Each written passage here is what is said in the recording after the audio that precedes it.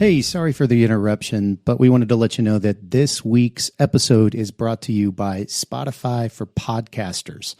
Really cool app. Josiah and I use it for every single show that we bring to you every week. You can edit podcasts right from your phone or computer, so you can start creating as soon as you log into the platform. You can easily distribute your podcasts to Spotify and everywhere else the podcasts are heard, just like we do every single week. You can also create video podcasts on Spotify, which is really cool. And of course, you can earn money like I'm doing right now by including ads and even podcast subscriptions. And best of all, it's totally free. There's no catch. We really love it. We use it every single week. So we encourage you to go download the Spotify for Podcasters app or go to www.spotify.com/podcasters to get started. All right, let's get back to the show.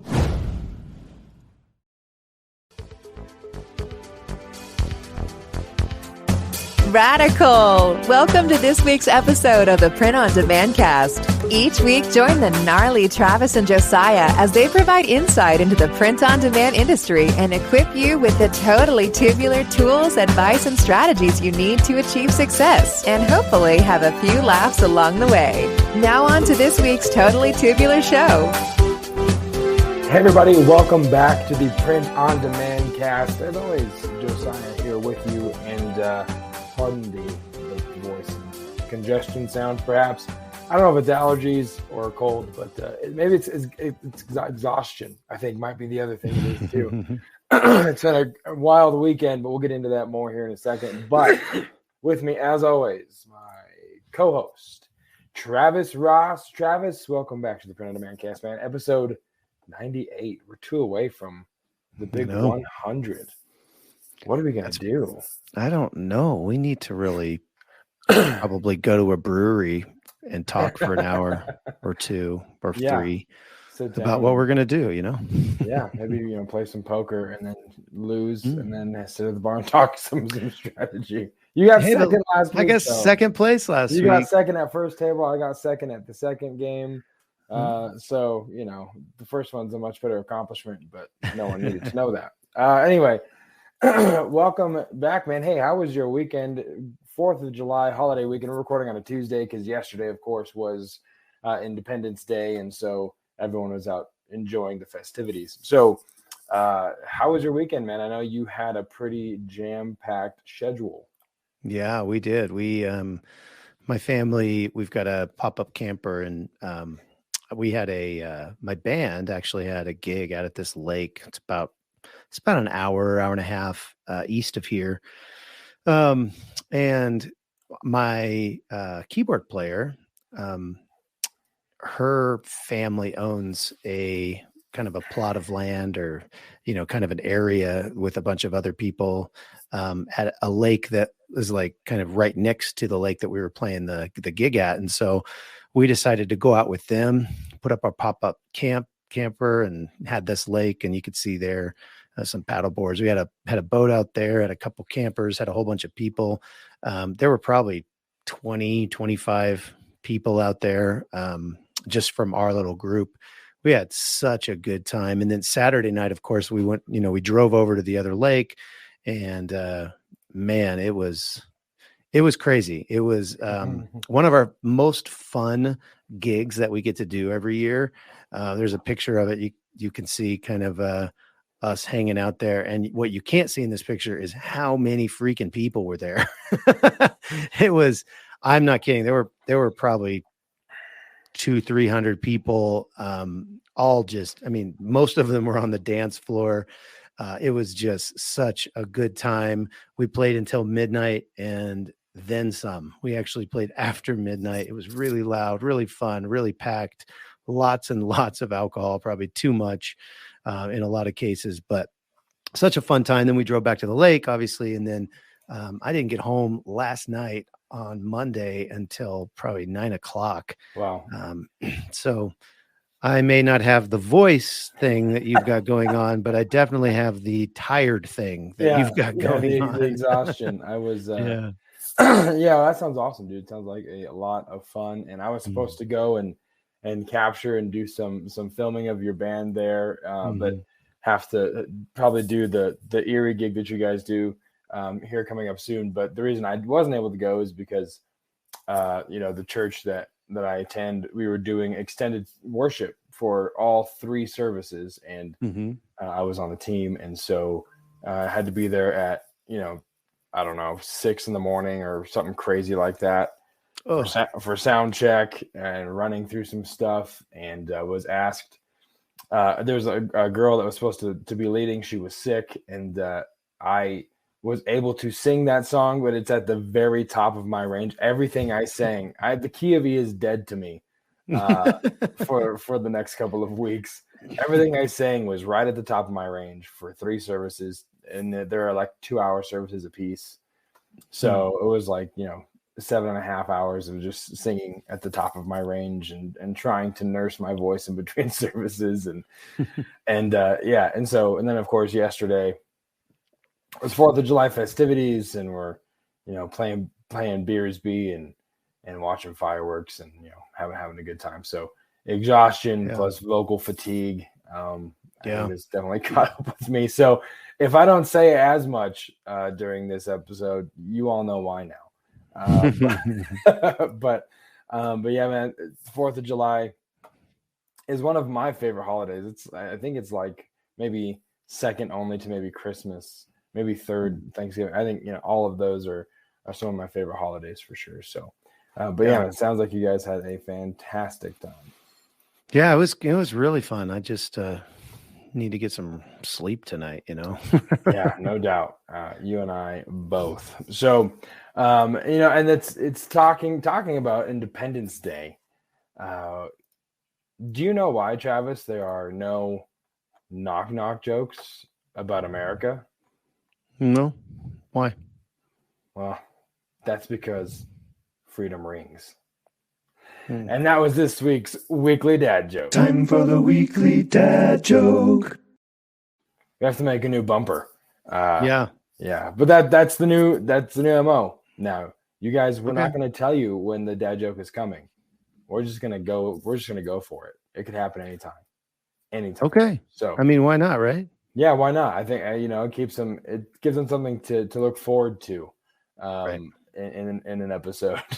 So, all right, man. I'm actually really excited to cover this in some POD statistics in this week's point of interest. Well, howdy, partner. Welcome to the point of interest part of the POD cast. So grab your hat and hold on tight because we got some learning to do. All right. So some interesting POD statistics. And what we'll do is we will make all of our references available in the description of the show. So in case anyone wants to validate or fact check, we will make those available to you to cross-reference. But check this out. So this was, I think this was released, I think in May, right? May of 2022. Yeah, in May. So in 2020, the size of the global drop shipping market was an estimated $128 billion in 2020. Wow. And I think a lot of that, of course, a lot of these, they're going to focus on 2020 a little bit because that was obviously a the COVID thing because of COVID. Yeah, everyone was shopping from home. But we're just going to go through. We're going to read some of these statistics for you guys that we find to be interesting. So, Travis, why don't you hit us with a stat? Let's see here. And just so you guys know, this is all from Printful. We'll have this. It's from their blog that they kind of compiled all these. We'll have that in the show notes, of course. But you mentioned this before. You said 1 out of 5 customers is willing to pay up to 20% extra for personalized products and services. Yeah. So that, I mean, obviously is products and services. So it's not just talking about the POD market, but if 20% or if 20% of people are willing to do that, I would wager that it's higher in the print on demand industry because of the fact that it's a lower barrier to entry, to personalize something in POD. When you're talking about a service or a lot of times I'll see like in a software product, they'll have kind of the free version, and then they'll have like the standard version, and they'll have the premium version. And a lot of times the only difference between the standard and the premium is like you can that they will take off their branding on the premium, and you can put your own branding. So I would think, white label, that would be part of the 1 out of 5 is willing to pay 20% more. And I think a lot of people don't care as much about stuff like that. But when you're talking about grandma's Christmas present, her coffee mug or her, sign that you're making or whatever, I think the percentage would be higher for people who would want to personalize that. Now that's just my opinion. I don't have any facts to back that up, but it seems logical. I don't know. What do you think? Oh no, I mean it makes sense because we talk a lot about offering custom items, and that's kind of Etsy's whole thing, right? So people are willing to pay for that personalization. And so having the capability of making sure your drop shipper has the capability, or if you are doing the production yourself, making sure that you have the ability to offer personalization, you're going to capitalize on that extra profit that people are willing to pay because it is personalized to them. That makes complete sense to me that people are willing to pay extra. I think another interesting statistic is that the market is predicted to be worth $476.1 billion by 2026, more than 3.5 times its value in 2020.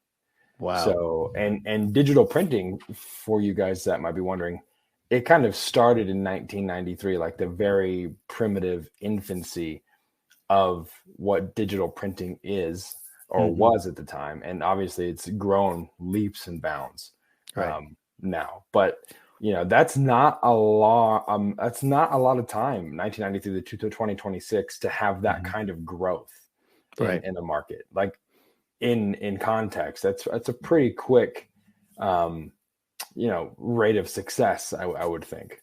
Yeah. I mean, you think about it, 1993, digital was pretty new. Computers were pretty new. I mean, they'd been around in, maybe corporate settings a little bit longer, but for like you and me, like the average consumer, 93 was pretty early on. And so most of the printing was still like, for paper, it was like offset press or for screen printing and things like that. But the digital, the ability to like literally just have an image on your computer and output it to something, that was revolutionary at the time and has just continued to take the printing world by storm. And we're talking all printing at this point, but still, it goes without saying the ease in which you can just have something printed that you have on your computer. It wasn't always like that at all. No. And so it's just lent to, some incredible growth. The global digital textile printing market as a whole. So this is all digital textile printing. So all shirts, could be all over print, sublimation, total global digital textile printing market as a whole is projected to grow from 1.5 billion in 2020 to 2.7 billion in 2026. That's nearly 100% more in transactions that are happening around digital textile printing. T-shirts, guys, T-shirts. Yeah. It's crazy. Yeah, it is nuts. We talk a lot about home decor is a niche that we've talked a lot about here on the show. And the global home decor market in 2021 reached $682 billion, which is like 10 billion pillows. You know what I mean? Like, it's crazy. Yeah, and we've talked a lot about of pillows. It's a lot. And we've talked about home decor for a while on this show, just because it is a niche that is really, really prime for print on demand, specifically because you can do a lot of personalization stuff. Yeah. So, I mean, people love having a pillow that's personalized to their family, or a cutting board, or, even a, what do we cover? Lampshades or something? Yeah. Like Lampshades. Just crazy upholstery, curtains. I mean, it's just nuts, the stuff that that people want in the home decor market. So, yeah, I mean, you see some people's houses, like on Instagram or whatever, and they've got so much stuff that I feel like print on demand people could do, like in there, they got all these little signs and all these things, and it's like, oh, I could do that. I could do that. I could do that. I could do that. Yeah. Pillows and, all of those things. It's really, I mean, there's a low barrier to entry if you can find somebody that can do it for you, or you can figure out how to do it yourself. And with that type of growth, why wouldn't you? Yeah. It's pretty crazy. There was another one I wanted to share. Let's see. Oh yeah. So by 2024, this is just all e-commerce in general. Retail focused e-commerce is predicted to amount to $7 trillion in annual sales, or 25% of total retail sales. That's a quarter of the sales that are happening are going to be on e-commerce. or off. On or off the e-commerce market. That's saying in general, including the Walmarts and the Targets and the Home Goods. So that's saying a quarter of all sales, period. Which just, I think it goes to show you, which is a conversation we've had a lot offline. Like this e-commerce thing, if people were skeptical before, they should know now for sure it's not going anywhere. Right. it's only getting crazier and bigger, and the amount of things you can get produced is also expanding. So it's crazy. It's nuts. Yeah. Well, go ahead. You got another one? No. I was just going to ask you if you have any more before we want to. I mean, there's literally, I think the title of this page is 105 print on demand statistics. So, and again, I don't think they're all totally print on demand statistics. Some of those statistics include print on demand, but you can kind of get the idea. Like you said, this isn't going anywhere. People ask all the time, oh, is selling t-shirts online saturated? And I would say yes and no. Yeah. Sure. If you're going to sell another shirt that's, that everybody else is selling, then it might be a little bit saturated, because there's a lot of those things, because a lot of people are seeing this low hanging fruit and they're going for it. But if you're going to do something that's unique and, something that people are going to want, you actually do some research, you spend some time, then man, the sky is literally the limit. You can do amazing things in the print on demand industry. So don't think you can't. Don't get stuck because you're the shirt that you think is really funny or really awesome isn't selling. Go freaking make another shirt. It's a volume game. I mean, with anything, with shirts or any kind of content, and really a shirt is just a piece of content because you're putting a design on it and you're trying to get it out there. So any content platform, it's literally just throwing as much stuff out there, because eventually something's going to hit. You just got to keep throwing stuff at it. So I think to wrap up this point of interest, I will say one more fact, which I think is kind of fascinating.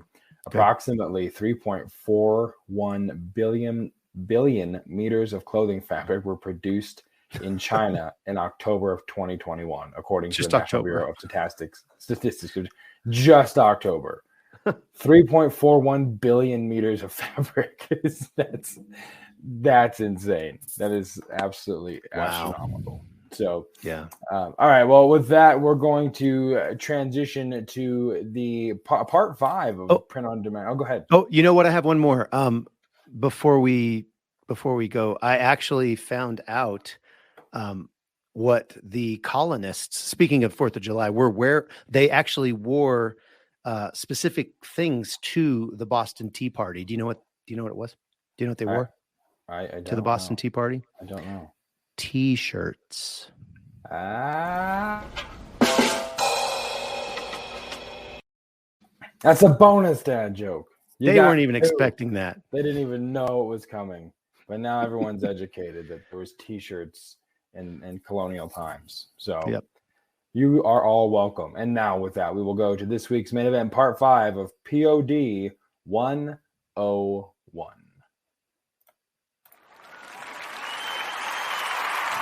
Ladies and gentlemen, the main event.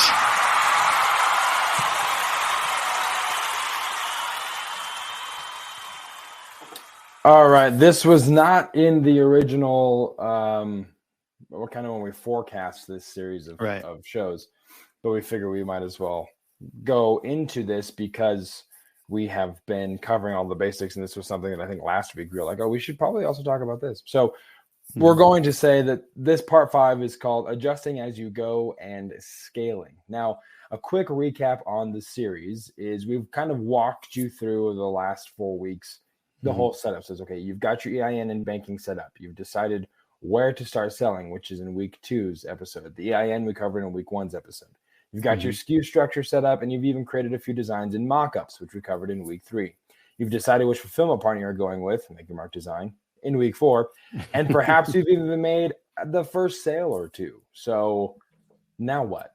Now what do you do? So we're going to cover a couple of topics here, but Travis, I mean, this is something that you and I, obviously we can speak to all of these in our own experience, but you did something that was wild. You took on you had to scale quickly in the busiest time of year when you first went into that location there in Broomfield. So let's talk a little bit about scaling and what you need to kind of have in mind when approaching the idea of scalability and what that means.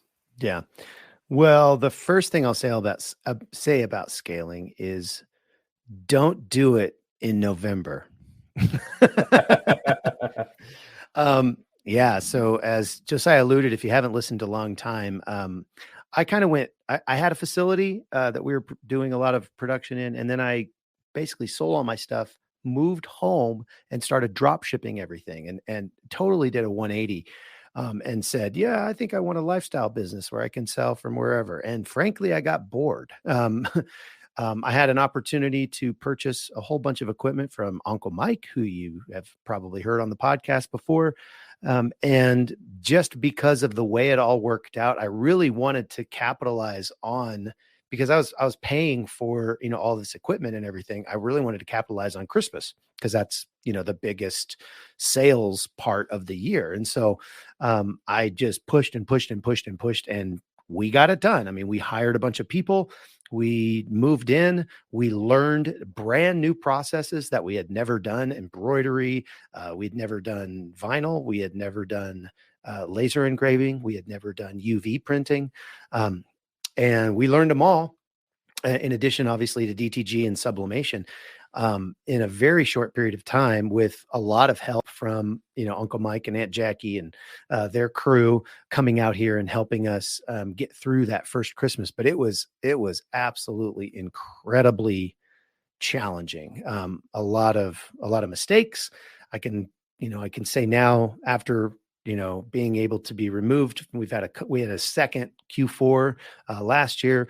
It went a lot better. Even that Q4 has provided us with more data to kind of, tweak some of our systems and fix to where next Q4 will even be, I'm hoping, even smoother. So, yeah. So, I mean, it's building upon building, building blocks and learning as you go.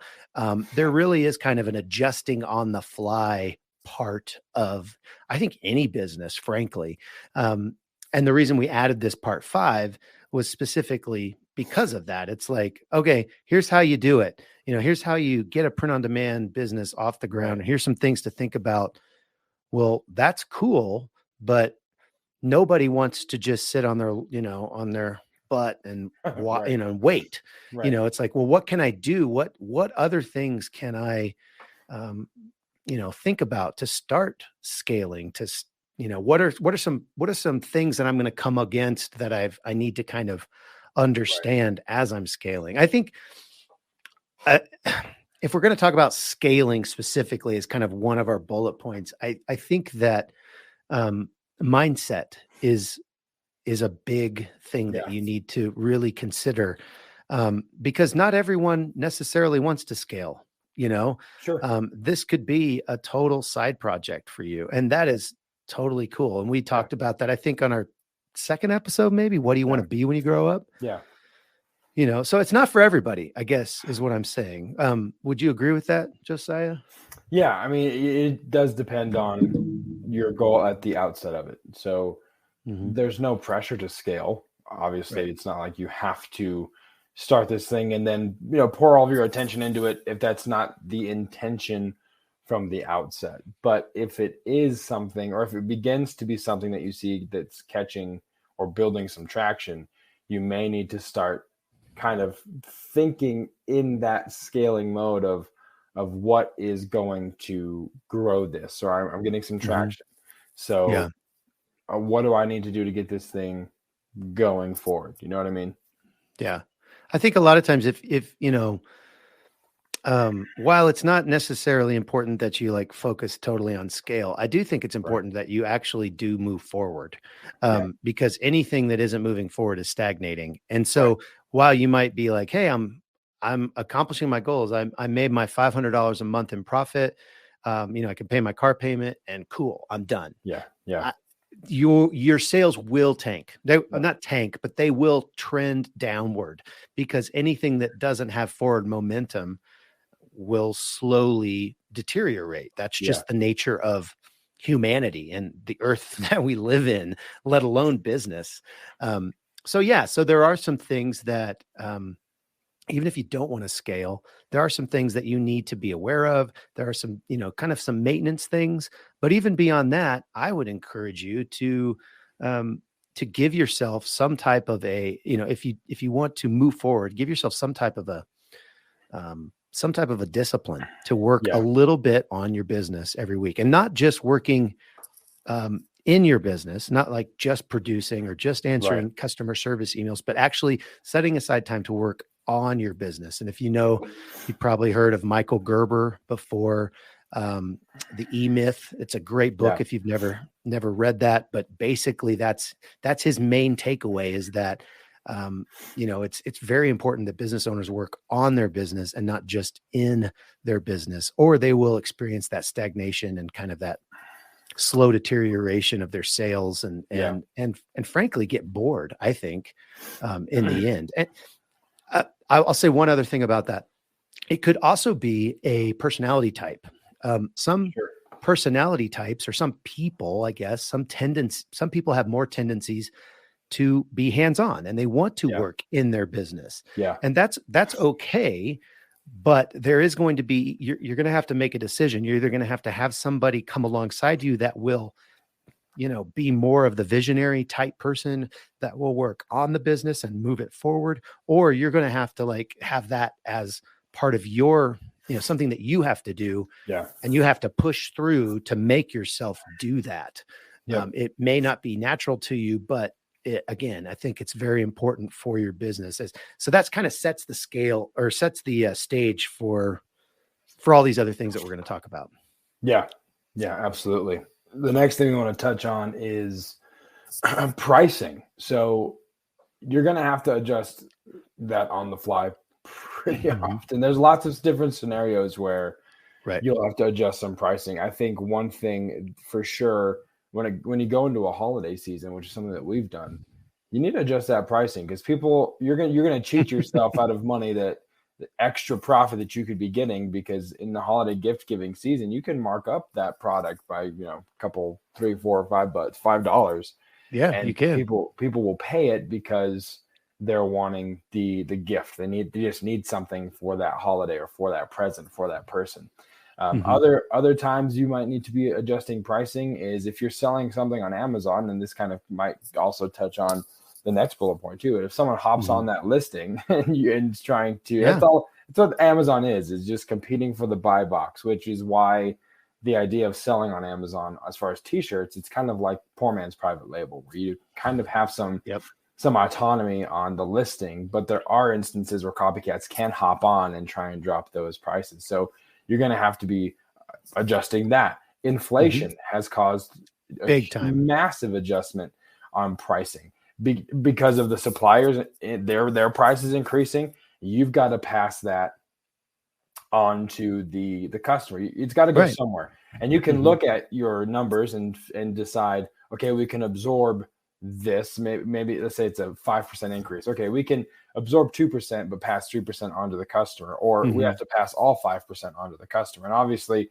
it's no one's intention to just keep driving up the prices, but in certain situations like we're finding ourselves now economically, it's probably going to happen more times than it stops. Yeah. Right. You have to. I mean, for our business, we went through a whole thing, and we talked about it on the show where we were going through kind of finding our true cost to produce a good. And while we were doing this, I kept getting emails every other day, it seemed like, from different vendors going, oh, well, we had to raise our prices 10%, 20%,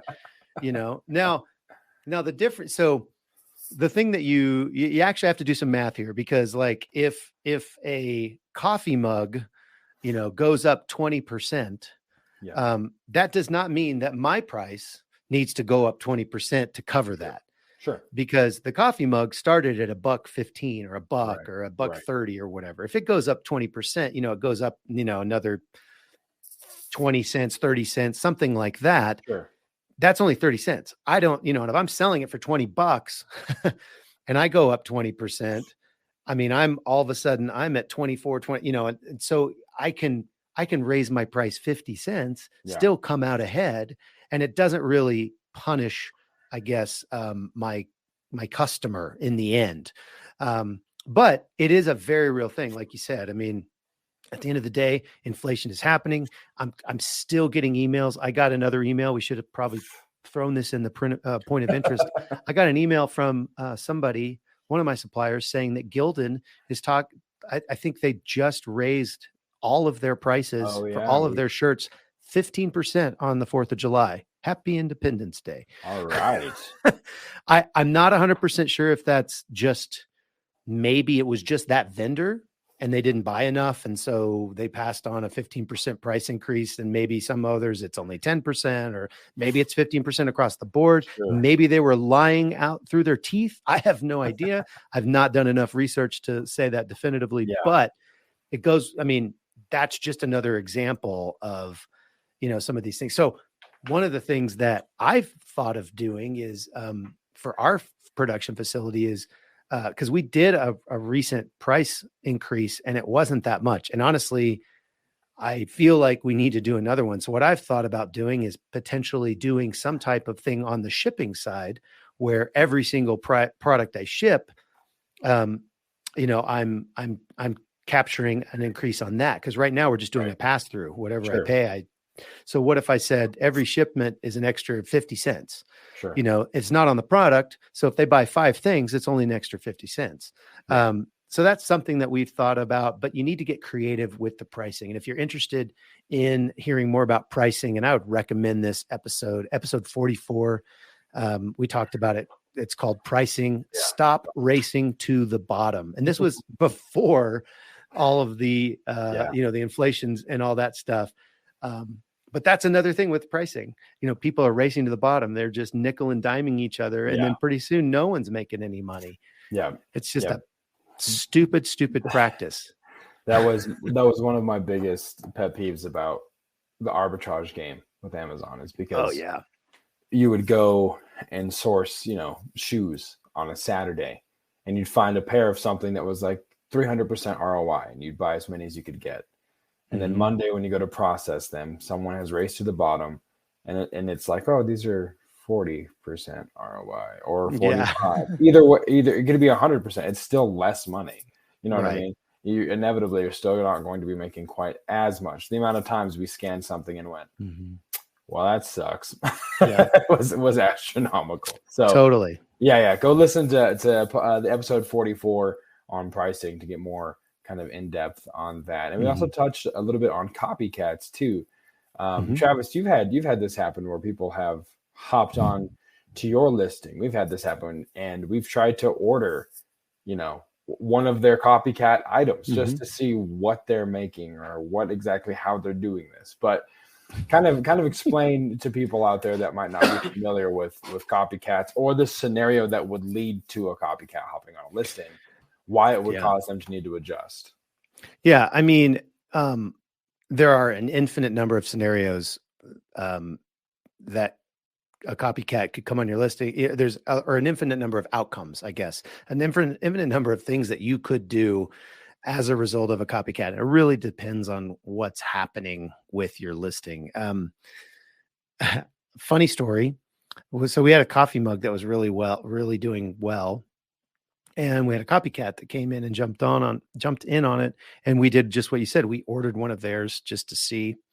And what they had done was they had taken a picture of the screen. They basically grabbed the image from the screen.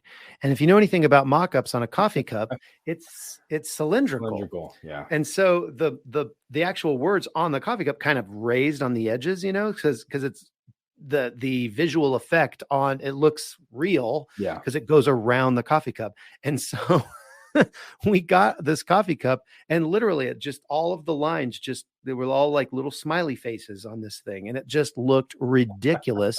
And lo and behold, pretty soon we started getting reviews. Oh, this looks like crap. It looks so stupid. And they posted pictures, and it was the same thing. And so unfortunately, I don't have a great answer for how to combat copycats unless you have your own brand. Sure. And you have, put this particular product under your brand. There are some potential protections. Yeah. But really, we've talked to Ken Reel on the show, who we need to have on again, but there's really not a lot of things you can do with a lot of the phrases that we're putting on t-shirts and, these different things. Yeah. Sometimes, you could literally trademark every piece of art that you make, but you're going to be spending a lot of money, or copyright every single phrase. But even then, there are that can go, both ways, because you could, the U.S. Trademark and Copyright Office, or the USPTO, they're not really good at protecting people like you and me who just want to print something on a shirt that says, this guy or something like that, and it's like, how do you trademark this guy, or copyright this guy? But people are doing that. And so I don't think that that's necessarily the answer. I think the answer is to go really, really wide with your product selection, because what inevitably happens, at least in my experience, is that these copycats will come and go. They'll get on your listings and then they'll go away. There are things called repricers that you can use. We should have maybe touched on this.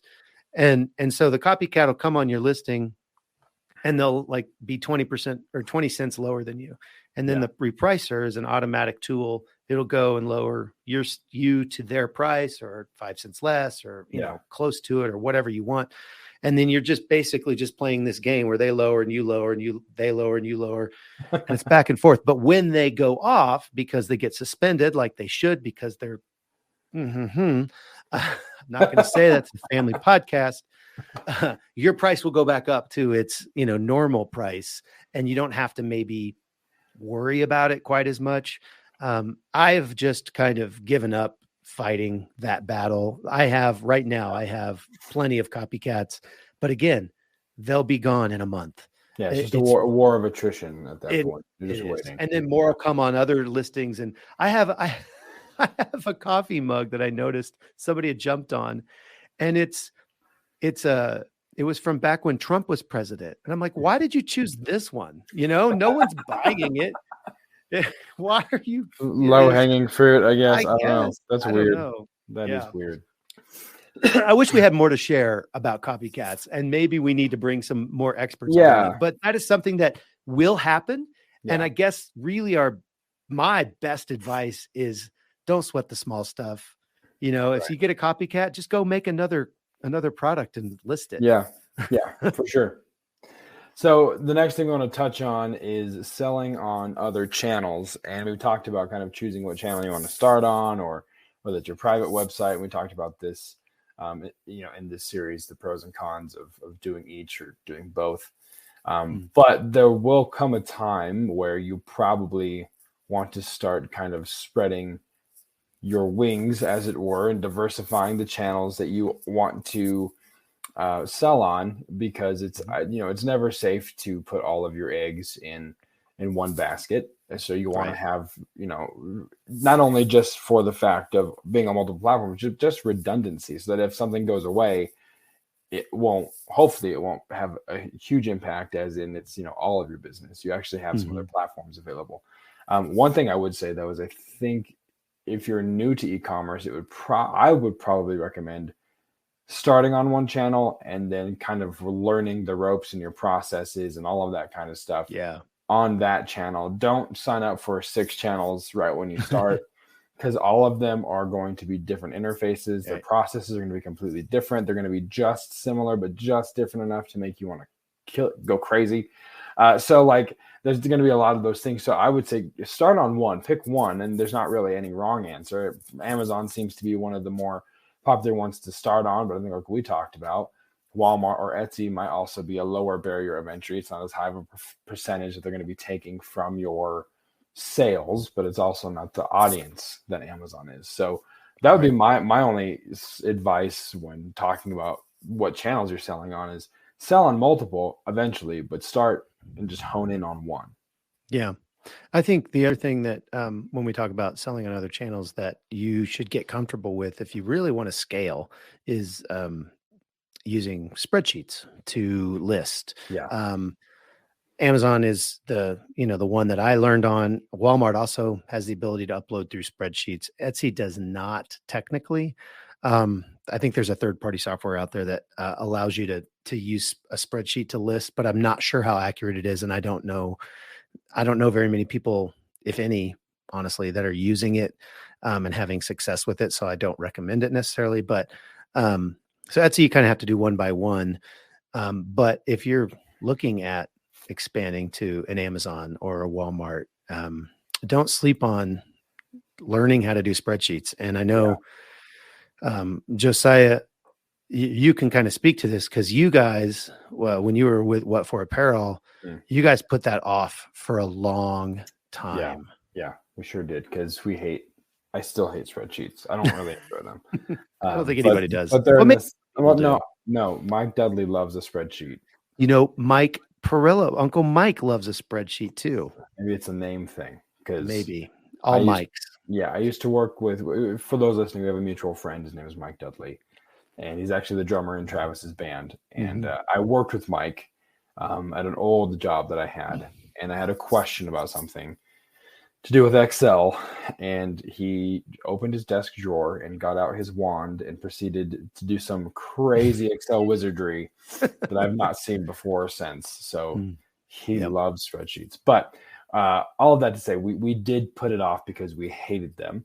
And then there was that point, we've talked about this on the show. Madeline's been on the show talking about how her store got shut down, and we had to rebuild, and we didn't have any spreadsheets, any CSV files with art, with the names, with anything like that. So we started from scratch and developed that system, have a CSV file. And now, as Madeline's gone on to other platforms, she has that spreadsheet. She might have to modify certain columns and certain whatever as she uploads to new platforms, but the lion's share of the work has already been done on the front end, making the back end so much easier and just so much more seamless. So you might hate Excel sheets like I do and did and still do, but the upfront investment is well worth it, because it's going to save you a lot of headache, on the back end of things for sure. Yeah. And I'll even say this kind of goes to our next point, really. Having those spreadsheets can really make it a lot easier if you're starting to want to add new products with your existing designs. Yeah. Now, obviously, you're not going to have like your mock-ups ready to go, because it's a brand new product. You got to recreate the mock-up.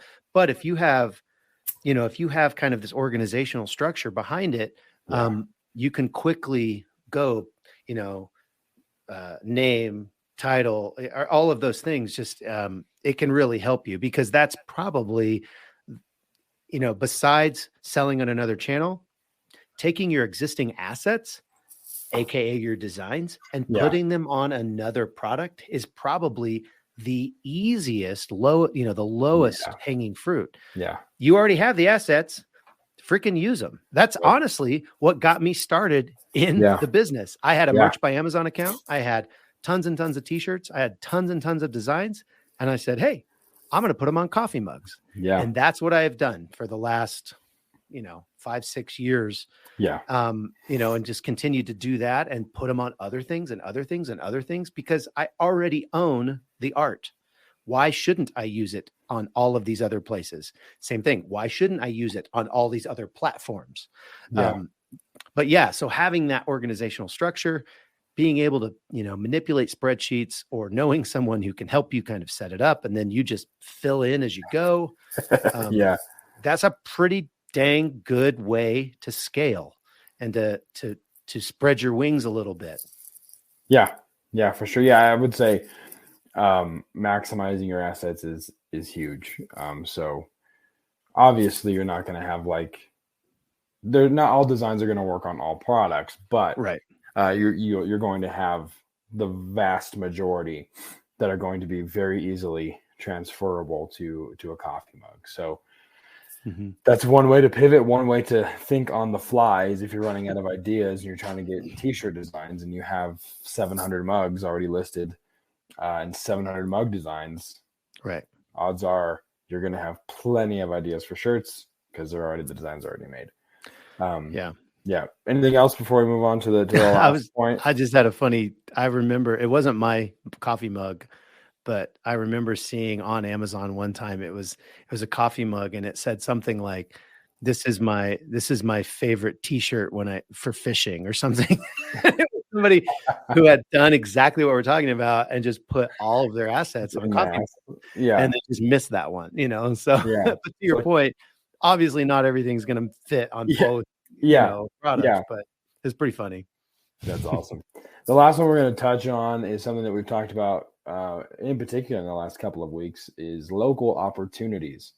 I think with the markets that we're doing result in huge local opportunities, but markets is just one thing you can look into. I knew someone that was going into restaurants. They had a Merch by Amazon account, going into restaurants and saying, hey, let me make your branded restaurant t-shirt, and we're going to put QR codes on the table. When people scan them, they'll buy them, and then you offer them an incentive to wear it back into your store. And he had one whole wing of his business model was just doing that, and he didn't do any in-house production.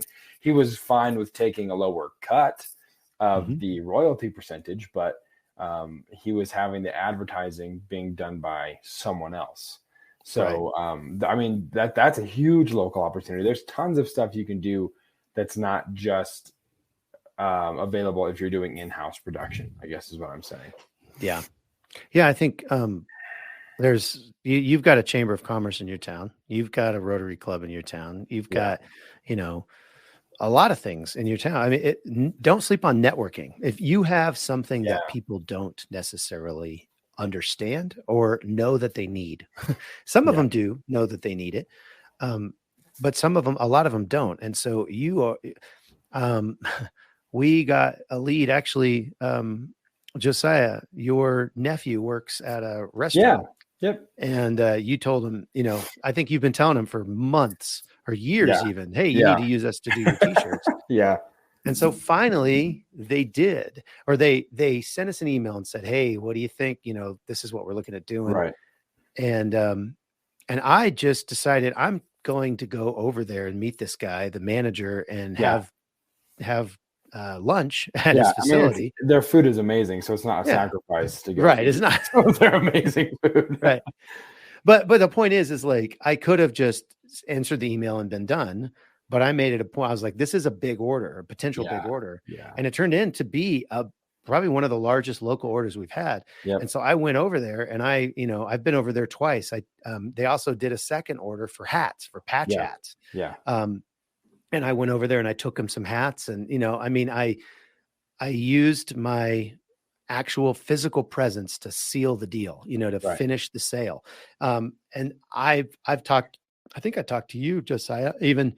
I think one of the things I want to do is I want to try to, get out of the day-to-day, again, working in my business. Yeah. So I can go out and I can just make the rounds and just walk in and get rejected. I don't care, but passing out business cards and saying, hey, if you need t-shirts, if you need hats, we do all these, and just having some different things that I can show people, and just getting out in the community. I want to join I still haven't, I want to join the, Chamber. the chamber, Yeah. Here in Broomfield, which is the town that, we're in now. My shop is in, I don't live here, but my shop's here. Yeah. So it makes a lot of sense. All these people love doing business with local. Yeah. They want to, that is kind of the new hip thing. Yeah. Yeah. That's business. it's also a thing. I think that was a byproduct of COVID, is because a lot of the mom and pop shops were made to shut down. And so as things were finally opening up again, there was a huge urgency and incentive to support local, because the local people were the ones suffering. The Walmarts and Amazons and Targets were fine. It was your neighbor who owned a shop that was, on the verge of bankruptcy. So there was a huge effort, which is awesome, to kind of come together in a consolidated effort and support local. So that remnant, or that thing, I think there's still a lot of that is left. And people are now, wanting to shop local, because it was a thing before COVID. Don't get me wrong. People always were very cognizant. There was a group of people that always wanted to shop local, but because of the circumstances, and indirect, causes of loss for people, that shopping local became a huge deal. Yeah.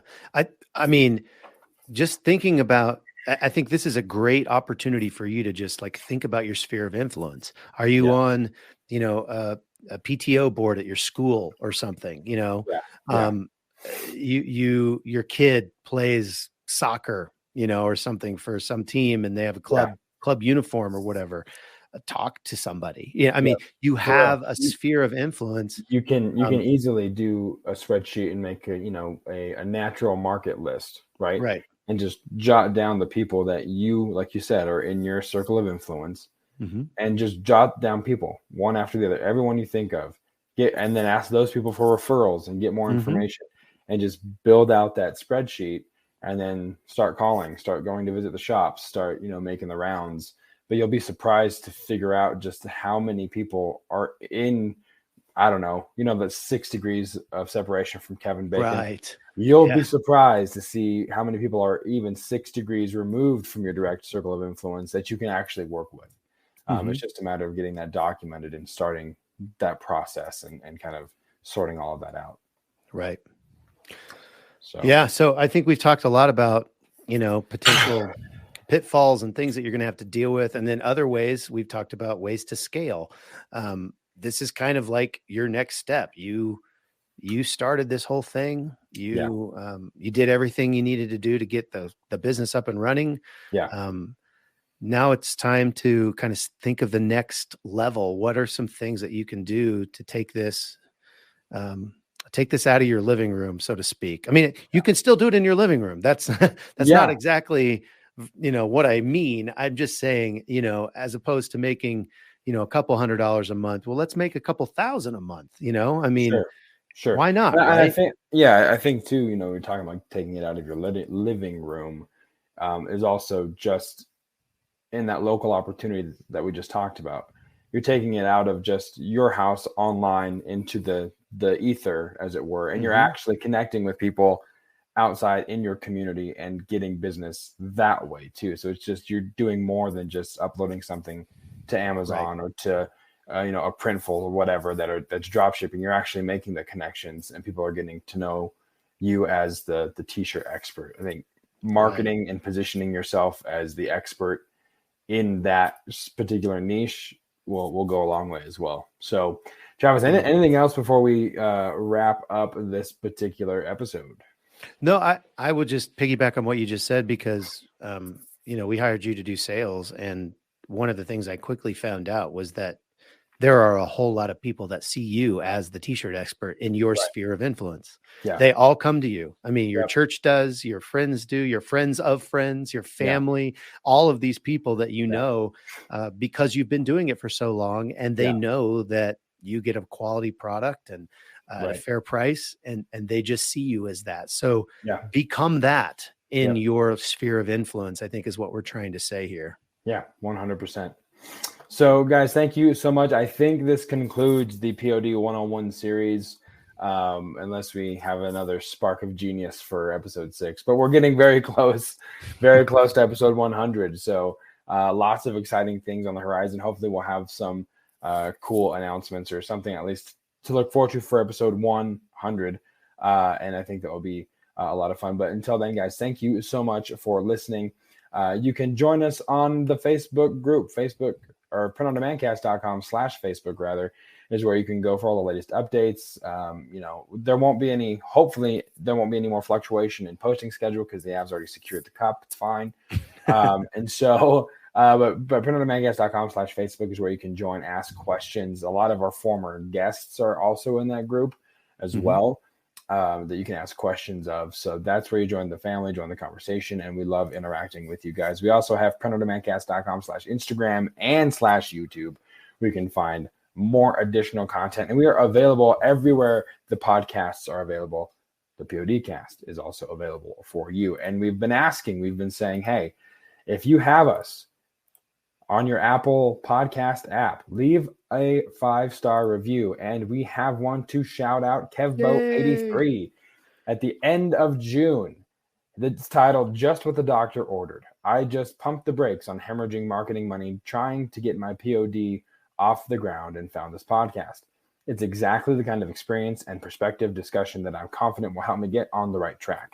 A few episodes in, and I'm already working on big shifts. So that is really cool. That's really cool. Really cool to read. Kevbo, I'm very thankful for your feedback. Thanks for taking the time to leave a review. And if you know anyone else in your direct circle of influence that's in this industry, let them know about the show as well, because we'd love for more people to get a hold of this information, because the reason we started this in the beginning was because we felt like there was a void in the podcast space for pertinent and useful and entertaining information about the POD industry. So we're so thrilled to hear that we are hopefully providing all of those things that we set out to do in the midst of our rambling dad jokes and witty banter. So, but again, Kevbo, thank you so much for leaving a review. If you want to leave a review, please do so. 5 stars, of course, helps the algorithm, helps this get to more people. Leave a comment as well, and we will shout you out in an upcoming episode. You can also rate us on Spotify. Can't leave a review, but you can leave 5 stars just as easily. And we also have the video version on Spotify. So if you're not a YouTube person, you want to listen on the go or watch the video on the go, which I have to disclaim right now is probably not the best idea, but I don't control your life. But Spotify is where you can find those episodes as well.